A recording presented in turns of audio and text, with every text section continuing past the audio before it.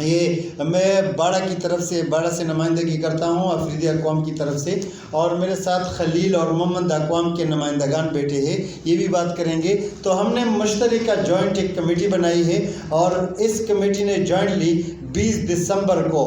एक बहुत बड़ा मार्च और बहुत बड़े धरने का ऐलान किया है। मार्च बटातल से शुरू होगा और रिंग रोड चौक पे इसका इख्तिताम होगा और रिंग रोड चौक में ये जलसे की और धरने की शक्ल इख्तियार करेंगे और इंशाल्लाह रिंग रोड को बंद करेंगे। कंप्लेन करे दे वही तम एप्लीकेशन करी दी और दा सम जो रोड रात ख़राब को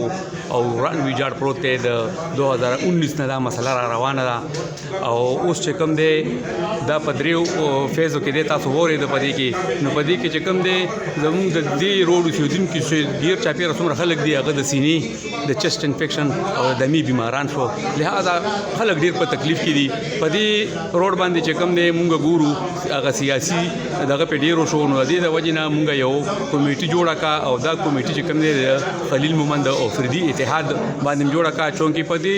रोड बांधे रोजाना द 4000 5000 गाड़ी पदी बांधे ददी अमदरूफ थी अवाना जाने भी नो लिहाजा दा लुई इलाका पदी पड़ता था पदी बांधे चकम दे वात कौम अफरीदीन प्रोते और दमुंगा द खलील मोहम्मद तकरीबन 27-28 विलेज कौंसल पदी बांधे प्रति दी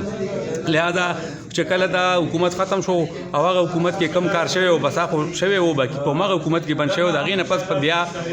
जमुंगा वज़ीर आला से बम पदी बांधे इफ्तिताह को उस कम दे कम निगरान गवर्नमेंट दे पदी की दा गवर्नर से रागो दम पे इफ्तिताह का जमुंगा मैंने से बम पदी इफ्तिताह का सिर्फ इफ्तितागानी पे उस पदी तकरीबन दादरी सलूर इफ्तितागानी उस होकार पे यो धर्म ने शवे पदी की जी पदी की डूबे चकमवागा इंजीनियर फहीम करे वचा जमुंगा MPA او دا روड هغه منظور کړي مو ډیره فاریم کړي د PTI نه وږي او بیا په داغې نه پس کم دی ناصر موسادی صاحب کړي وا او بیا په اخر کې په کم دی گورنر صاحب په افتتاح وکا نو موږ نه پویګو چې د خلکو پورې خاندا کوي او کدا څه چللې او دا دومره لګي پیسې چې کم دی دا 35 کروڑ روپے په اوس په لګي زیات کار پدې کې شویم دی په ټول په خبر کې وګوري څومره پاربونو روپے ولګي دی په ډیرو لګو ورځو کې ولګي دی نو زه د تاسو وساتت باندې زمانو علی جان خلیل له سربند چیرمن شاکر بھائی دې سره مسلمان مرګري هم راغلي دي د باړه روډ حواله سره راغلي تقریبا شپږم کال له چې په دې بیماری کې موږ اخته کړو چې کندارات دي جی سړک نه دي جی کندارات دي موږ سټي سرجی په 10 منټو کې پراته یو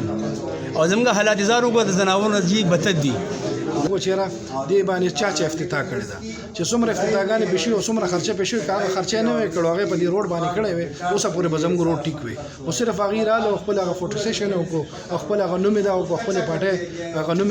مخکې کولو د پاره خلکو ته سترو کې رانجا چول نو دې ټایم کې چې دی ټول خلیل مومن